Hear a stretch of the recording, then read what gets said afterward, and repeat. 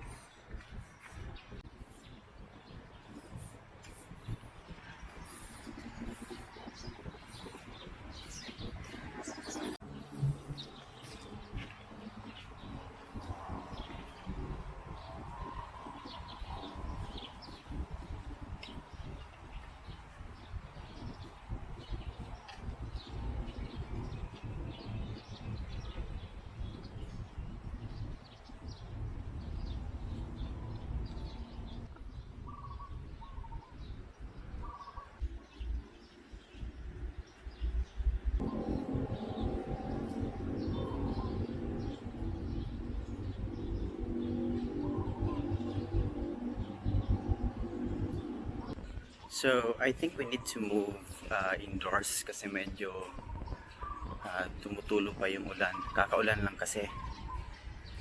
And so,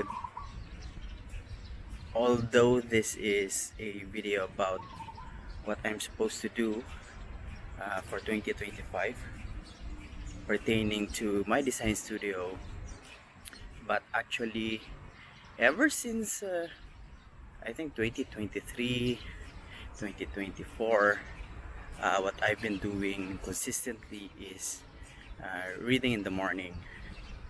So yeah, I just think na if you want to achieve something, the first thing to do is have knowledge on that particular topic. So say for example, if you want to succeed in business, like what I'm doing right now, I'm actually reading a business book para sort of like meron tayong gauge ng current knowledge natin.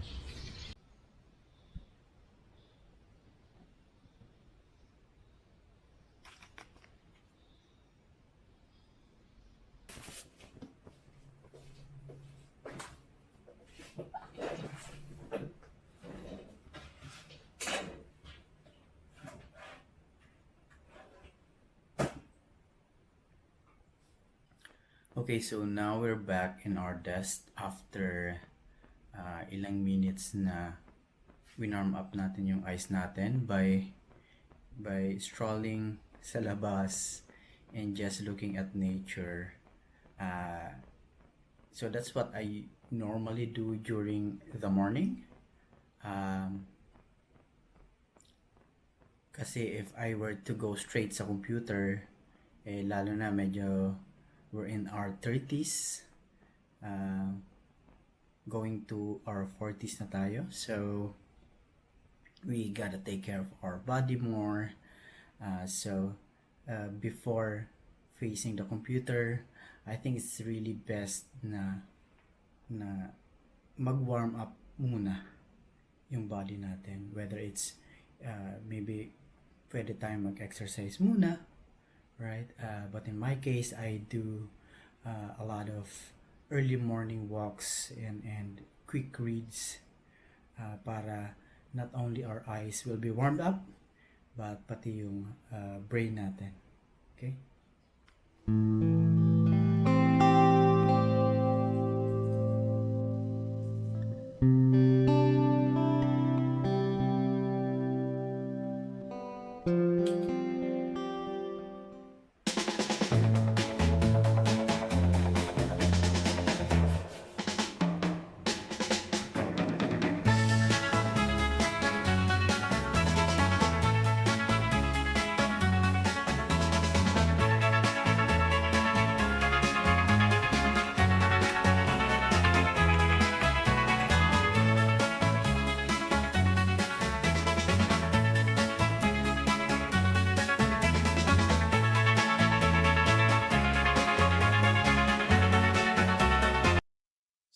right now we are off to a cafe. For now, half day muna tayo mag-work since ano naman ngayon, it's January 1, it's the new year. So, minsan okay din naman na to take time to rest and recuperate.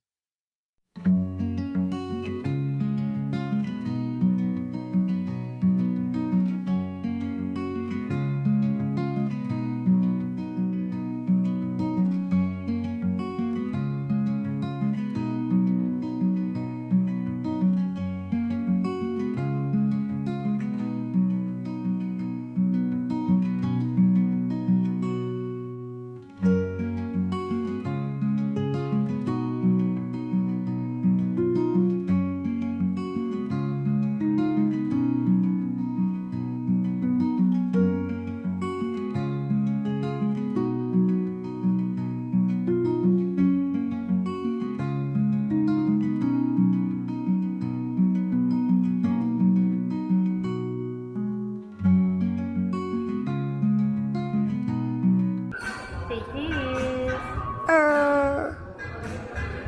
Oh, Mommy, I see. Mommy, what is Little Boy ice cream? I see.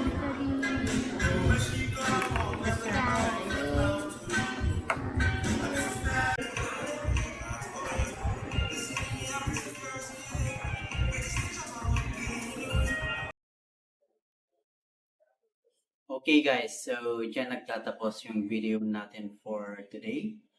We just got home from the cafe. It was a very tiring day, especially that last night was a very tiring night.